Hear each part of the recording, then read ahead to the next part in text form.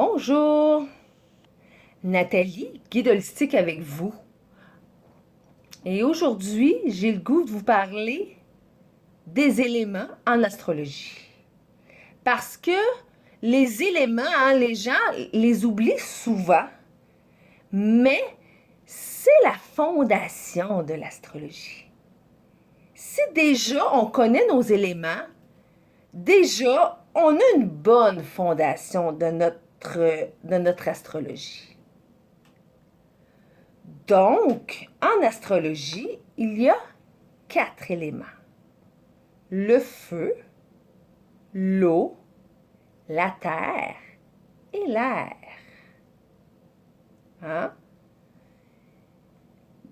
Dans le feu, il y a les sagittaires, les béliers et les lions.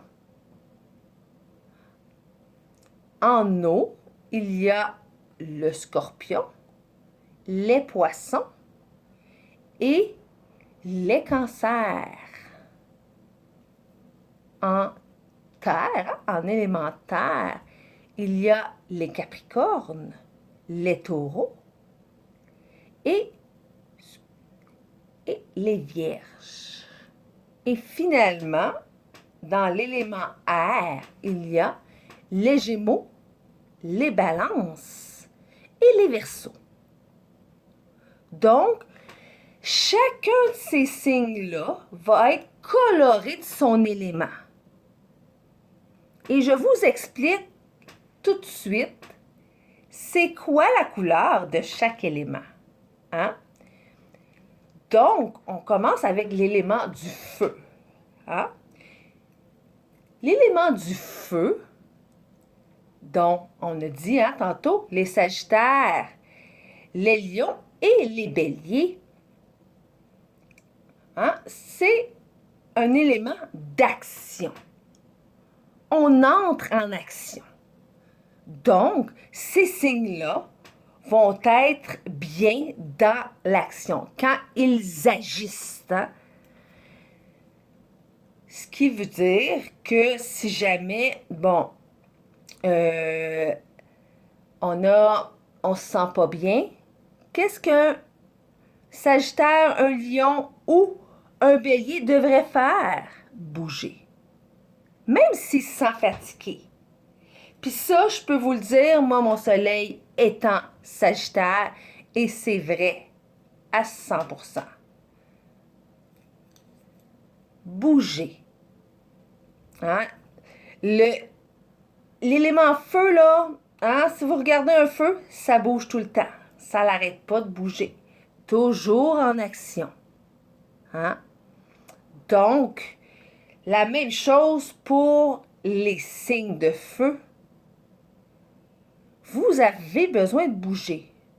Pas nécessairement vite, pas nécessairement super, pas dans un... Mais c'est important qu'il y ait toujours de l'action. Sinon, vous pouvez vous ennuyer, vous pouvez être fatigué, Vous pouvez aussi être éparpillé,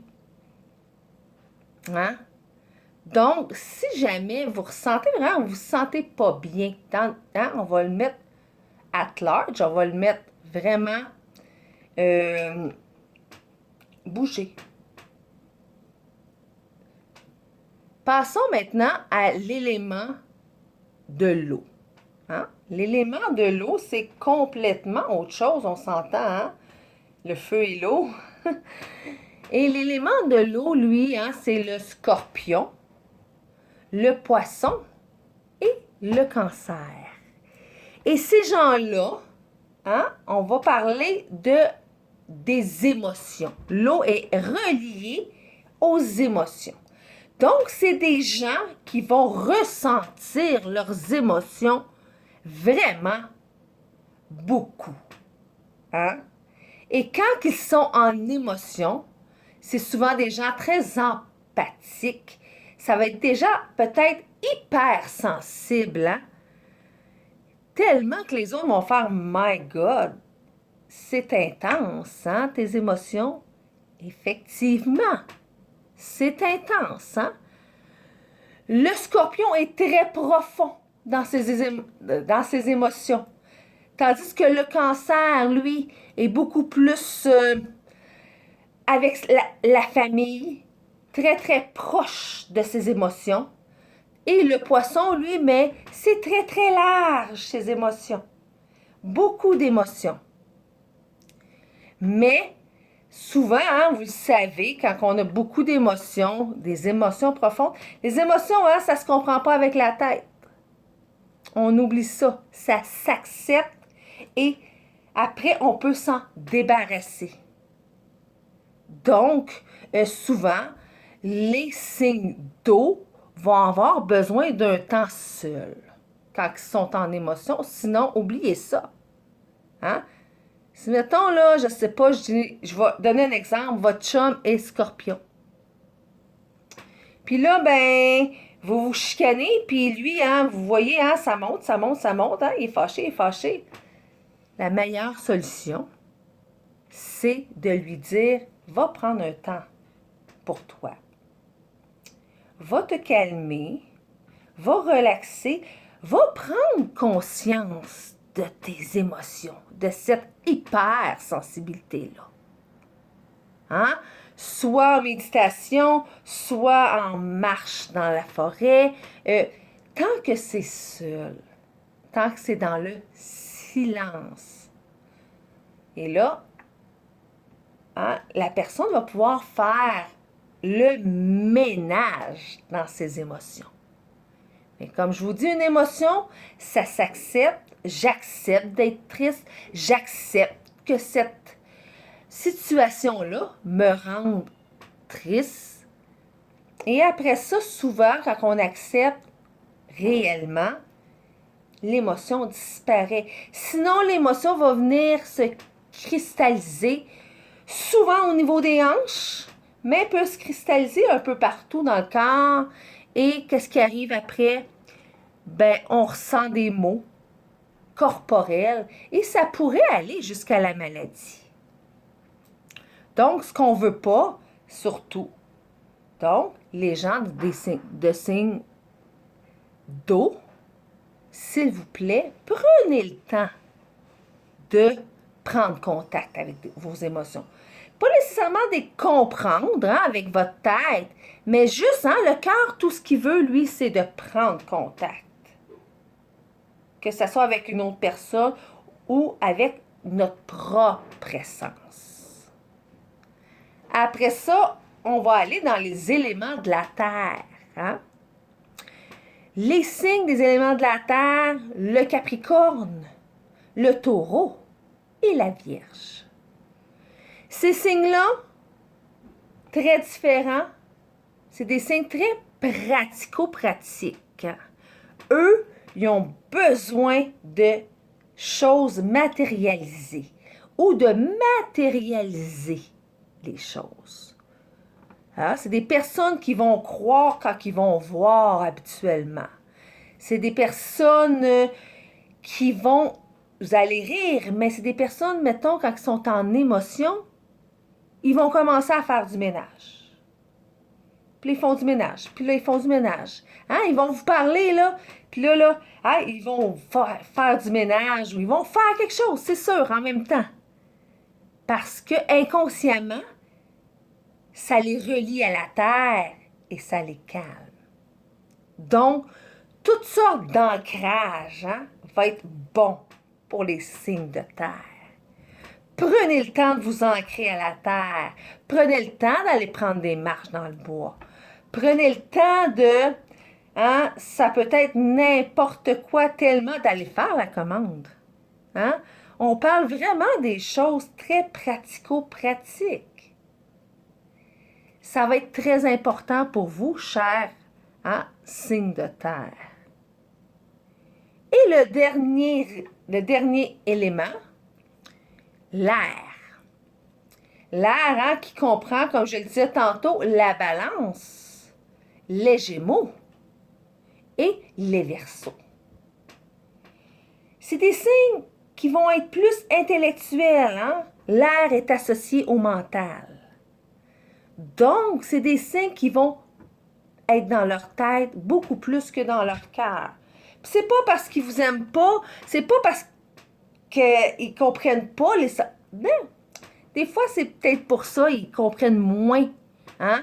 Les sentiments au niveau du cœur, ils vont plus les intellectualiser. Donc, hein, qu'est-ce qui peut arriver avec ces gens-là? De l'anxiété. Hein? Parce qu'ils sont souvent dans le futur, ces gens-là. Hein? Ils sont souvent, qu'est-ce qui va arriver plus tard? J'ai besoin que ma tête comprenne. J'ai tout le temps besoin que ma tête comprenne. Autant le présent que le futur. Et même le passé.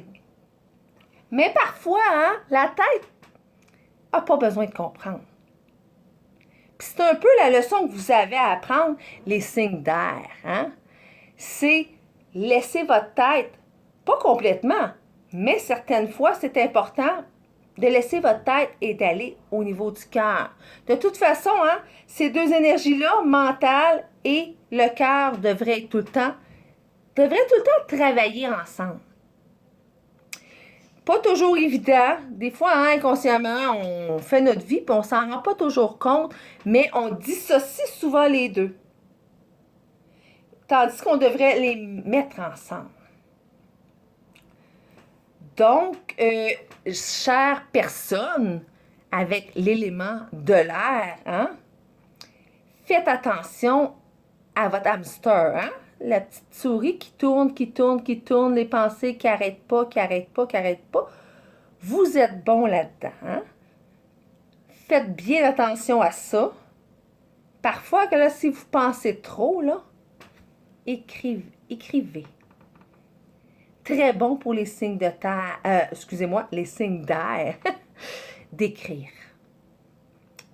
C'est comme une forme, hein, on met nos pensées, on les matérialise sur le papier. Déjà là, hein, nos pensées sont plus dans notre tête, sont sur le papier. On en a moins dans notre tête parce que je sais, hein, cher signe d'air, vous en avez beaucoup dans votre tête. Donc, hein, vous voyez, c'était juste un petit aperçu des 4 éléments en astrologie. Et déjà là, hein, vous savez, si vous savez votre signe solaire, un peu où vous vous situez au niveau des énergies, au niveau des émotions. Comment vous dealez avec vos émotions. Comment vous dealez avec les idées de chaque jour. C'était mon petit vidéo. J'espère que vous allez aimer.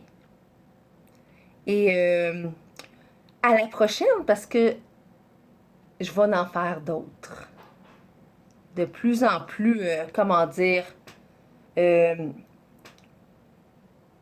plus en plus, je ne veux pas dire compliqué, mais